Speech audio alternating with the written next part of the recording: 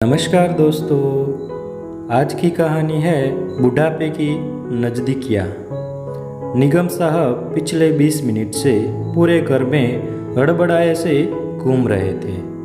पहले उन्होंने अपनी स्टडी टेबल की सारी किताबों को इधर उधर किया, फिर वहाँ से निराश होकर ड्रेसिंग टेबल के सामने पहुँच गए।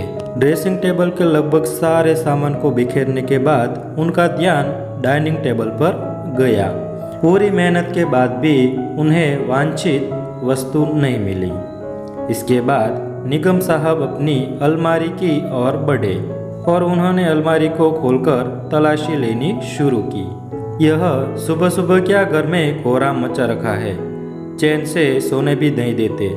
इतनी देर शोर शराबे से बेखबर सो रही मिसेस निगम की आंखें खुल गई और वे उठकर किचन में चली गई। बदन पर ट्रैक सूट, सर पर कैप, पैरों में नई नवेली स्पोर्ट्स शूज, पूरी तरह मॉर्निंग वॉक को तैयार निगम साहब के चेहरे पर पसरी परेशानियां पत्नी के उठ जाने पर कुछ कम हुई। वे मिसेस निगम के पीछे पीछे किचन में पहुंचे। मेरा दूर का चश्मा नहीं मिल रहा है, पता नहीं कहाँ रख दिया। क्या तुमने कहीं देखा था? अब तक चाय का पानी चढ़ा चुकी मिसेस निगम ने उन्हें घूरा। तुम्हारा रोज रोज का यही हाल है, कभी जूते, कभी कैप, कभी वॉकिंग स्टिक इधर उधर रखकर भूल जाते हो। मुझे क्या पता तुम्हारा चश्मा कहाँ है। यार मैं लेट हो रहा हूँ, प्लीज़ ढूंढ के दे दो ना। तुम्हें पता है ना, बिना चश्मे के मुझे 10 फीट भी साफ नहीं दिखता। किस बात के लिए लेट हो रहे हो? उन्हें बूढ़े दोस्तों से गप्पे लड़ाने के लिए जो तुमने बगीचे में नए नए बनाए हैं। तुम्हें मेरे दोस्तों से जलन क्यों हो रही है? ढूंढो तो सही, वरना मैं ऐसे ही चला जाऊंगा। तो जाओ और फिर कहीं ठोकर खाकर गिर जाना और इस बुढ़ापे में हड्डियां तोड़वा कर मेरी छाती पर मूंग दलना। कहते हुए मिसेस निगम ने चाय छानी। एक कप निगम साहब को पकड़ाकर दूसरा कप हाथ में लेकर लिविंग रूम में आकर बैठ गई। पहले चाय, फिर तुम्हारा चश्मा ढूंढूंगी। बेबस निगम साहब भी साथ आकर बैठे। सारी जिंदगी बाहर नौकरी करने के बाद अपने शहर में शिफ्ट हुए, लेकिन क्या पता था 30 वर्ष बाद शहर का रंग रूप ही बदल जाता है।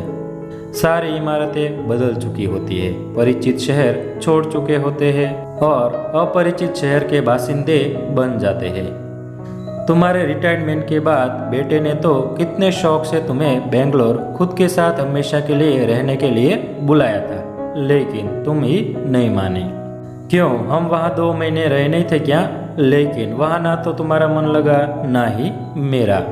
यहाँ आकर बसने का फैसला हम दोनों का था।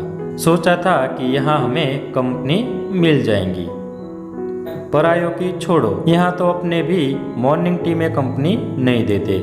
मिसेस निगम ने इशारों ही इशारों में निगम साहब पर ताना कसा। मेरी आँख सुबह 3:30 बजे खुल जाती है, तुम 5:30 से पहले उठती नहीं, तो बताओ मैं क्या करूं? बस तैयार होकर 5 बजे घूमने निकल जाता हूँ। तुम्हें तो पता ही है कि मुझे रात को देर तक नींद नहीं आती, तो मैं तुम्हारे साथ भला कैसे उठ सकती हूँ? पता नहीं क्या मुझे डायबिटीज़ है। अगर एक दिन भी वॉक नहीं करो तो शुगर लेवल बढ़ जाता है।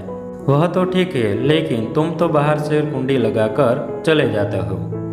पीछे से जब मेरी आँख खुलते हैं तो पूरा घर वीरान लगता है और मुझे लगता है कि अगर मुझसे पहले तुम चले गए तो यही वीराना जिंदगी बन जाएगा। कहते हुए मिसेस निगम चाय का कप रखकर उठी और उन्होंने 2 ही मिनट में चश्मा ढूंढ निगम साहब के हाथ में रख लिया। लो मत पियो चाय मेरे साथ बस। उस सुबह निगम साहब का मन ना तो बगीचे में लगा, ना ही नए नए बनाए हम उम्र दोस्तों के साथ। उस रात उन्होंने नींद का बहाना किया, लेकिन आंखें बंद किए जागते रहे।